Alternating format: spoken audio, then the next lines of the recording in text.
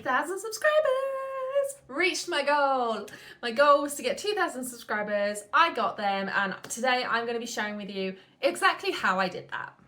So some of these things may seem simple. They may be like, oh, I've heard this before. But honestly, if you're trying to get 2,000 subscribers, this is exactly how I did it, okay? So listen up. Okay, so let's get the boring one out the way first, which is be consistent, okay? Number one, be consistent. If you are not consistent in your YouTube channel, nobody is going to keep coming back, okay? If they cannot look at your YouTube channel and see that you've posted either today or 2 days ago, whatever, 1 week ago, 2 weeks ago, 3 weeks ago, 1 month ago, you've lost them already, okay? If they come to your channel and it's 2 days ago, 2 months ago, 3 years ago, they know that you're not consistent and they're not going to stay. And yes, people look for this. I definitely do this for people, okay? I'm a yoga teacher. I base all of this on my channel Lakora Yoga, which is where I've just hit 2,000 subscribers. And I practice yoga with online teachers. So I will find yoga teachers on YouTube. I will go to their channel, and if they're not consistent in their posting, I do not follow them, because I don't want to get hooked and really like a teacher and not know that they're not going to be on again, not know that they're not coming back, okay? So making sure that you have a schedule that you stick to. The amount of yoga teachers that I've gone on and their cover photo will say, weekly videos every Monday, but yet they haven't posted for 2 years. And it's really disappointing, especially when you find a class that you actually like. So being consistent is definitely the number one thing that you need to do to actually gain subscribers on YouTube. And just so that we're clear, this is long form content, okay? Nobody cares about your shorts. I mean, people do care. I am a big advocate for posting shorts. I mean, nobody is looking at the consistency of shorts, okay? When you go on shorts, it doesn't tell you when that piece of content was posted. But your long form content needs to be consistent. So number two is having some evergreen pieces of content on your channel. Now, what I mean by evergreen, most yoga classes are evergreen, yes. People can find your videos and do them whenever, so that is evergreen. But what I'm talking about is things that are constantly searched, right? So as an example here on my channel, the most common videos, the most ones that have got the most views that keep going up, that didn't just go up and then flatline, you know, when it like goes viral for a second and then flatlines. I'm talking about the ones that constantly go up. The top ones for me, meditation for when you're sick, poorly, or have a cold, right? All throughout the year, people are getting sick, poorly, and having colds. So that video for me is constantly going up, right? This video especially does well in winter, but even in the summer, people are still catching colds, it's still going up. So that video is a viral one for me. That's a really good evergreen video for me. That one has already got me, I don't know, 600 watch hours, right? On that one single video. The next video is yoga without using your feet. So I think I called it ankle-free yoga. So again, for people who have hurt their ankles and they're looking for a class, that one comes up, right? So that one for me is evergreen, because anybody can do any of the others anytime, right? But this one is a lot more popular. And it's one of those things where there's always someone around the world who has hurt their ankle that needs ankle-free yoga. And because there isn't that many ankle-free yogas on YouTube, that one for me, again, has gone viral. The other one that's gone viral for me is actually a short, and it's how to sit cross-legged. Because again, a lot of people that are new to yoga or new to stretching or exercise, they're struggling to even sit down cross-legged, right? So that's a really good video for me. So those three are something that are always being searched, that there isn't many of them on YouTube, and they're also very specific, okay? So these evergreen ones are getting really specific. It's not just yoga for flexibility, okay? Because that's very, very broad. It's very specific. Meditation for when you're ill, ankle-free yoga, and then how to sit cross-legged, right? They are very, very specific. So having a couple videos like that on your channel can be really helpful. The next thing I did was I set my channel up to win, right? I set my channel up as if I was the most famous yoga teacher in the world, right? I set it up so that when someone comes to the homepage, it looks professional.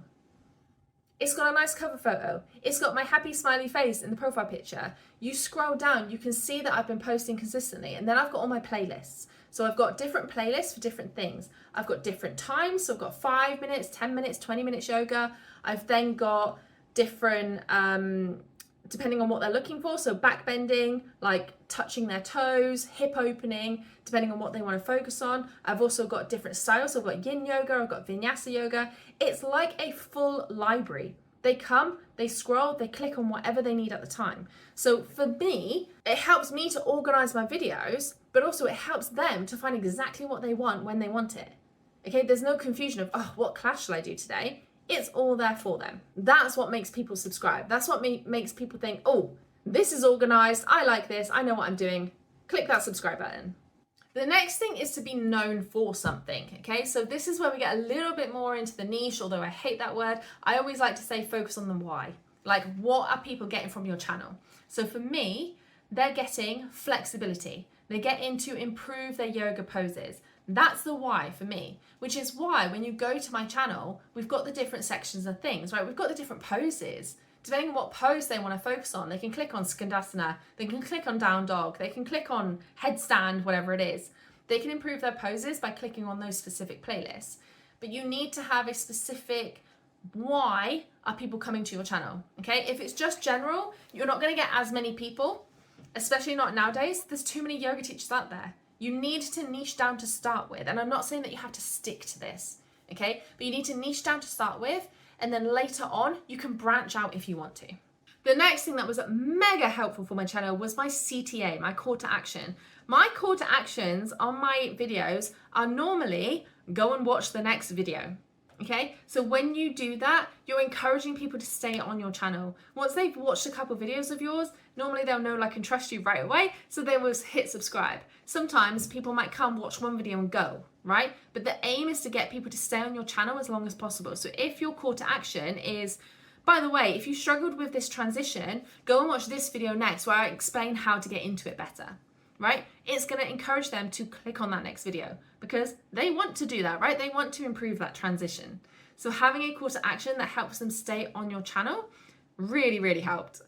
Okay, the next thing that I do that I think a lot of people don't do, and I think this is one where hopefully you've never heard of before, is the comment section. So what I tend to do is as soon as I get a comment, I will comment on it right away, right? I will reply as soon as I see that I have that comment through. I've got the YouTube app on my phone, it comes up, you've got a comment on your video. I will comment straight away, unless it's a nasty comment. Then I tend to leave that and have a bit of more of a think about it, sometimes just ignoring it completely. But I will normally comment straight away. Then what I'll do is the next time a long form video comes out, I will heart their comment, okay? Because what this does is this will send them a notification to say someone liked your comment, okay? Now what does that do? It will say Lakora Yoga liked your comment.